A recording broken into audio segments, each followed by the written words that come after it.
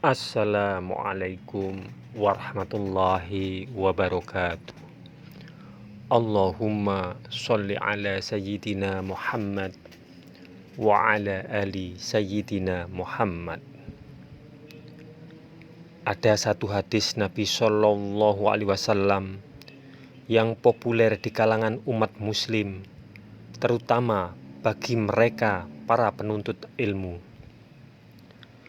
Dari Abu Hurairah radhiyallahu an, ia berkata bahwa Rasulullah Shallallahu Alaihi Wasallam bersabda, "Sesungguhnya Allah tidak melihat pada bentuk, rupa, dan harta kalian, akan tetapi Allah hanyalah melihat pada hati dan amalan kalian." Hadis riwayat Muslim.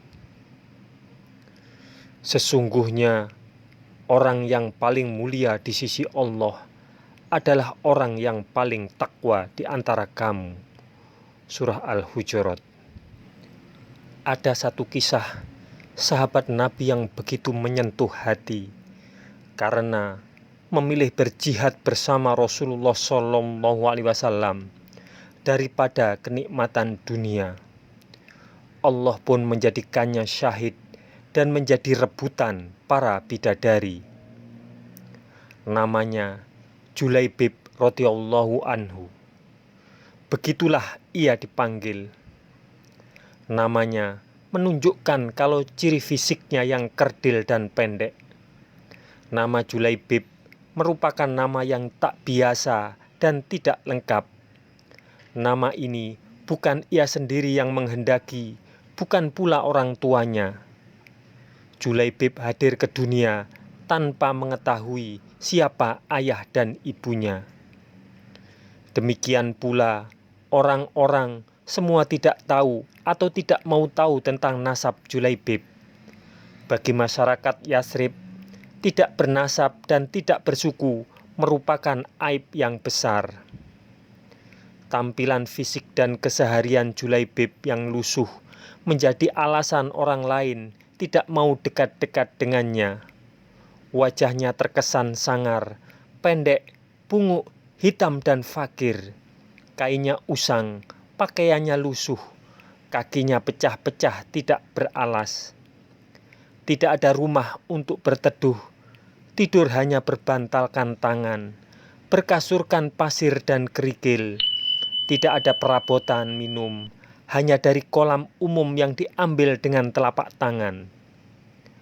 Abu Barzah, pemimpin Bani Aslam, sampai-sampai berkata tentang Julaibib, "Jangan pernah biarkan Julaibib masuk di antara kalian. Demi Allah, jika dia berani begitu, aku akan melakukan hal yang mengerikan padanya." Demikianlah keadaan Julaibib kala itu. Namun Allah berkehendak menurunkan rahmat-Nya. Tidak satu makhluk pun bisa menghalangi. Julaibib menerima hidayah dan dia berada di barisan terdepan dalam sholat maupun jihad. Meski hampir semua orang tetap memperlakukannya seolah ia tiada, namun tidak demikian dengan Rasulullah Shallallahu Alaihi Wasallam, sang rahmat bagi semesta alam. Julaibib yang tinggal di Sufah Masjid Nabawi suatu hari ditegur oleh Rasulullah. "Julaibib," begitu lembut beliau Shallallahu Alaihi Wasallam memanggil, "tidakkah engkau menikah?" "Siapakah orangnya yang mau menikahkan putrinya dengan diriku ini ya Rasulullah?" kata Julaibib tersenyum. Tidak ada kesan menyesali diri atau menyalahkan takdir Allah pada kata-kata maupun air mukanya. Rasulullah Shallallahu Alaihi Wasallam juga tersenyum. Mungkin memang tidak ada orang tua yang berkenan pada Julaibib. Namun hari berikutnya ketika bertemu dengan Julaibib, Rasulullah kembali menanyakan hal yang sama. "Julaibib, tidakkah engkau menikah?" Dan Julaibib menjawab dengan jawaban yang sama. Begitu, 3 kali, 3 hari berturut-turut. Dan pada hari ketiga itulah Rasulullah memegang lengan Julaibib dan membawanya ke salah satu rumah pemimpin Ansor. "Aku ingin menikahkan putri kalian," kata Rasulullah pada sepemilik rumah. "Betapa indahnya dan betapa berkahnya," demikian respon pemilik rumah dengan wajah berseri-seri, mengira bahwa sang nabilah calon menantunya. "Oh ya, Rasulullah, ini sungguh akan menjadi cahaya yang menyingkirkan temaram di rumah kami." "Tetapi bukan untukku," kata Rasulullah. "Kupinang putri kalian untuk Julaibib," tegas Rasulullah. "Julaibib?" nyaris terpekik ayah sang gadis. "Ya, untuk Julaibib." "Ya Rasulullah, saya harus meminta pertimbangan istri saya tentang hal ini," kata sang ayah.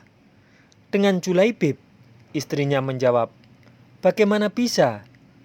Julaibib berwajah lusuh, tidak bernasab, tidak berkabilah, tidak berpangkat, dan tidak berharta. Demi Allah tidak akan pernah putri kita menikah dengan Julaibib." Perdebatan itu tidak berlangsung lama. Dari balik tirai sang putri berujar, "Siapa yang meminta?" Sang ayah dan sang ibunya pun menjelaskan, "Apakah kalian hendak menolak permintaan Rasulullah? Demi Allah, kirim aku padanya. Dan demi Allah, karena Rasulullah yang meminta, maka tiada akan membawa kehancuran dan kerugian bagiku," kata sang gadis.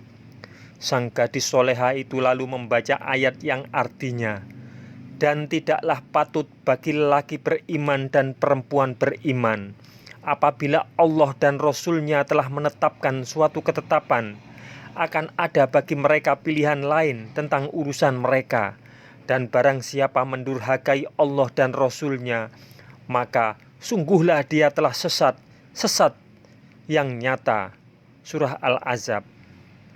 Dan sang Nabi dengan tertunduk berdoa untuk sang gadis soleha itu, "Ya Allah, limpahkanlah kebaikan atasnya dalam kelimpahan yang penuh berkah.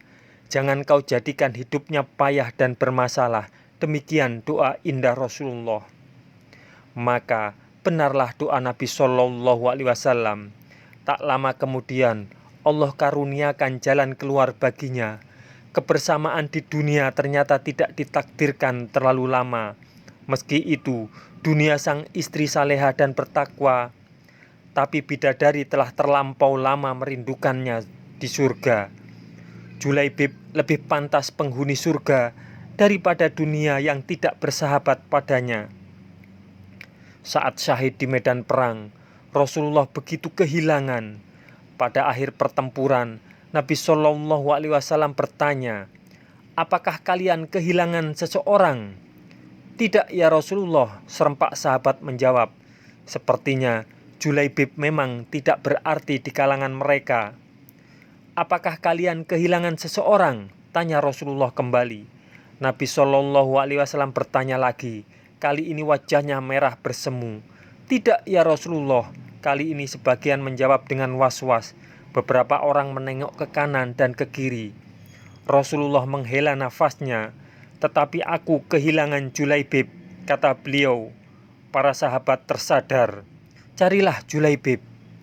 Maka Julaibib yang mulia pun ditemukan. Ia terbunuh dengan luka-luka di sekujur tubuh dan wajahnya. Di sekitar jasadnya ada 7 jasad musuh telah ia bunuh.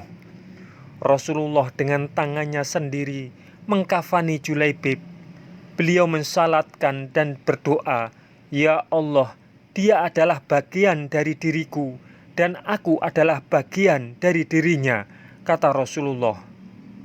Demikian kisah Julaibib yang akhir hayatnya berakhir syahid ketika membantu Rasulullah Shallallahu Alaihi Wasallam dan para sahabat. Pilihannya berjihad dan merindukan syahid mendapat ganjaran indah dari Allah Subhanahu wa Ta'ala. Rupa memang tidak seelok para bangsawan, harta tak sebanyak yang dimiliki para raja, namun bidadari surga berebut menginginkan sosok Julaibib. Tepatlah kiranya kita menyimpulkan bahwa ketakwaan merupakan harta paling berharga di sisi Allah, sebab kekayaan, rupa maupun kedudukan di dunia akan lenyap begitu ajal datang menghampiri pemiliknya. Semoga kisah ini bermanfaat untuk kita semua.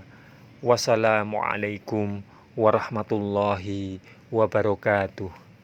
Mudah-mudahan kelak kita akan mendapatkan syafaat dari Nabi besar Muhammad Sallallahu Alaihi Wasallam. Amin, amin, amin ya Rabbal Alamin.